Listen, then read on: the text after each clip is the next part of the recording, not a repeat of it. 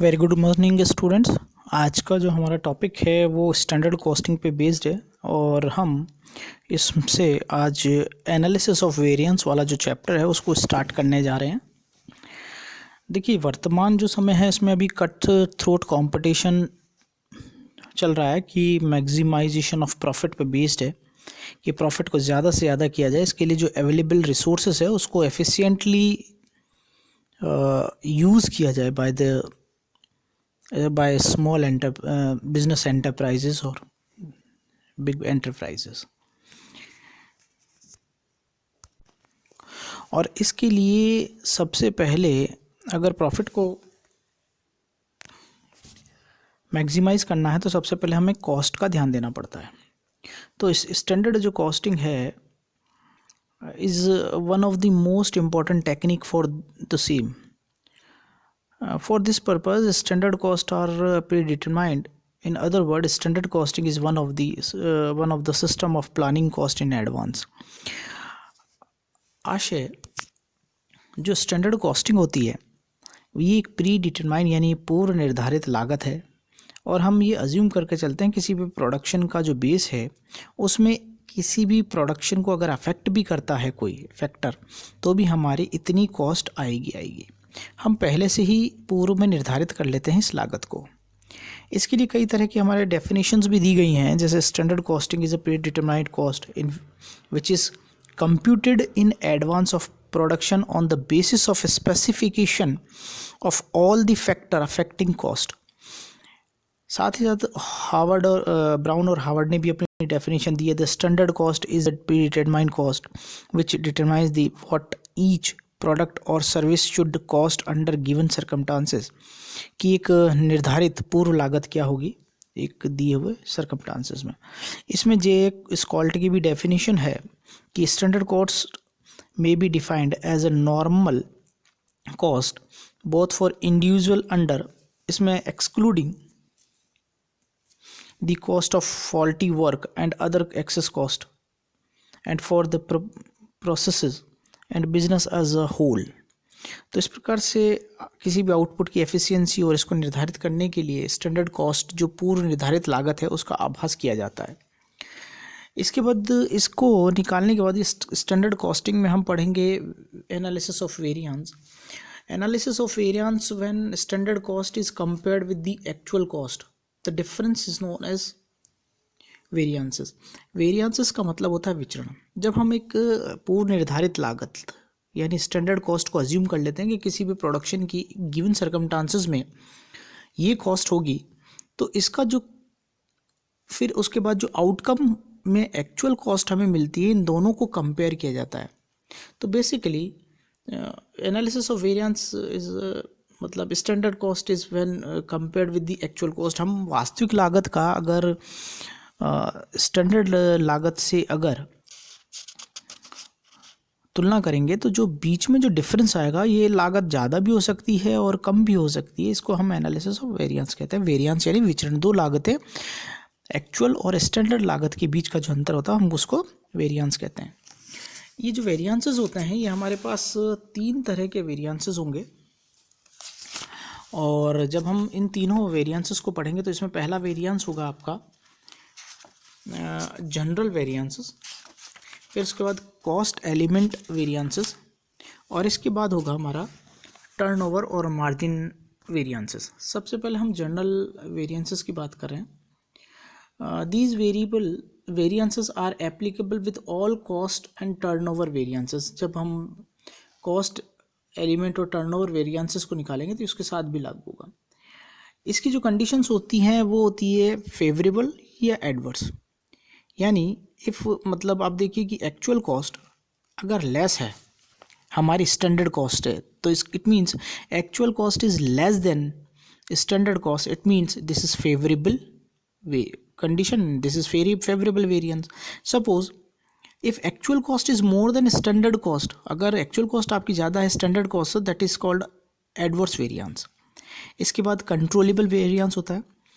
controllable और uncontrollable variance होते हैं हमारे पास, where the nature of variance is such that these can be controlled or called controllable variance.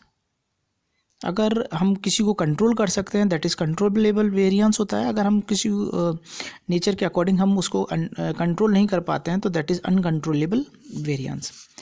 इसके बाद होता है एब्सोल्यूट और रिलेटिव वेरिएंस।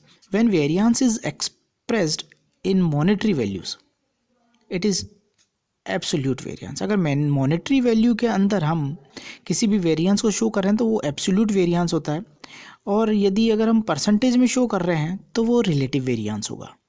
ठीक है, when variance is express in other relative terms like percentage में हो कोई दूसरी टर्म्स में भी हुआ बिसाइड्स मॉनेटरी के, तो वो रिलेटिव वेरिएंस होगा। फिर होता है हमारा टोटल, सब और revision variance. Variance of a particular type of cost element is total variance. अगर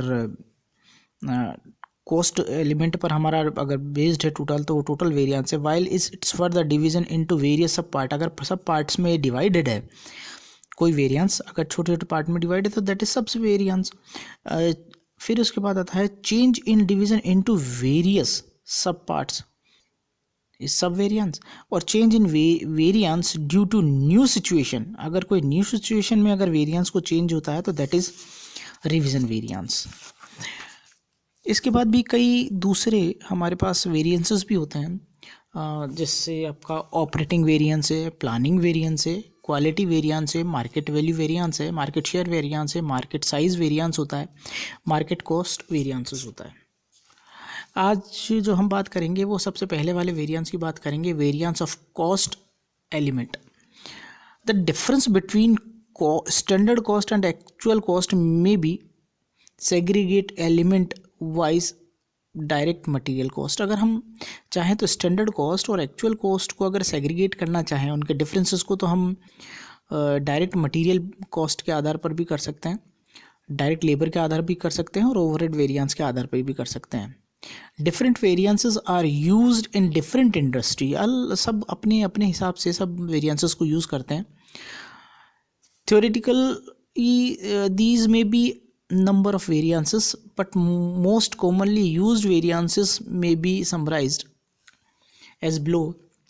first is direct material cost variance जिसको हम MCV कहते हैं। दूसरा है डायरेक्ट लेबर कॉस्ट वेरिएंसेस जिसको हम MLV कहेंगे। दूसरा है ओवरहेड कॉस्ट वेरिएंसेस को हम OCV कहेंगे। इसके बाद सबसे पहले हम जो स्टार्ट कर रहे हैं that is direct material cost variances. तो मटेरियल वेरिएंसेस जो होता है उसको CIMA इंग्लैंड की डेफिनेशन में डायरेक्ट मटेरियल कॉस्ट वेरिएंस को कहा गया है, it is the difference between standard cost और of direct material specified for the output and the actual cost of direct material used. तो ये डिफरेंस है, स्टैंडर्ड कॉस्ट जो हमने मटेरियल जो यूज़ किया है उसका आउटपुट, और एक्चुअल जो आउटपुट है उसका डिफरेंस है। इसको कैलकुलेट करने के लिए हमने यहाँ फॉर्मूला लिया है, material cost variance is equals to total standard cost minus total actual cost, यानी TSC MCV is equals to TSC minus TAC। यहाँ जो स्टैंडर्ड कॉस्ट है उसको फाइंड आउट करने का फॉर्मूला दिया है, स्टैंडर्ड क्वांटिटी जितनी है into multiplied with standard price. ऐसे ही एक्चुअल कॉस्ट को अगर हमें निकालना होगा तो हम ऐसे करेंगे, actual quantity multiplied with actual price. तो फॉर्मूला हमारा कुछ इस तरीके से बन जाएगा, MCV is equals to TSC minus TAC। इसके बाद हमारा दूसरा जो फॉर्मूला होगा वो होगा मटेरियल प्राइस वेरिएंस। तो जैसे हमने स्टैंडर्ड प्राइस और एक्चुअल प्राइस के बीच का जो अगर डिफरेंस है मटेरियल का, अगर वो निकालना हो तो वो मार्केट मटेरियल प्राइस वेरिएंस से निकाला जाता है। इसका फॉर्मूला होता है material price variance is equals to standard price minus actual price multiplied with actual quantity used. इसका फॉर्मूला सिंपली हम ऐसे भी कह सकते हैं, MPV is equals to SP minus AP multiplied with AQ। यहाँ ये थोड़ा SW है हो गया है, इसको आप करेक्ट कर लें, दैट इज़ टाइपिंग का है, इसे AQ। तो SP minus AP multiplied with AQ not okay. इसके बाद हम तीसरा जो निकालते हैं that is material usage variance. तो ये जो मटेरियल यूसेज वेरिएंस है, मैंने इसको चेंज कर दिया है, ये SW की जगह आपका AQ है। इसके बाद हम निकालेंगे मटेरियल यूसेज वेरिएंस। तो मटेरियल यूसेज वेरिएंस जो निकालेंगे, हम निकालेंगे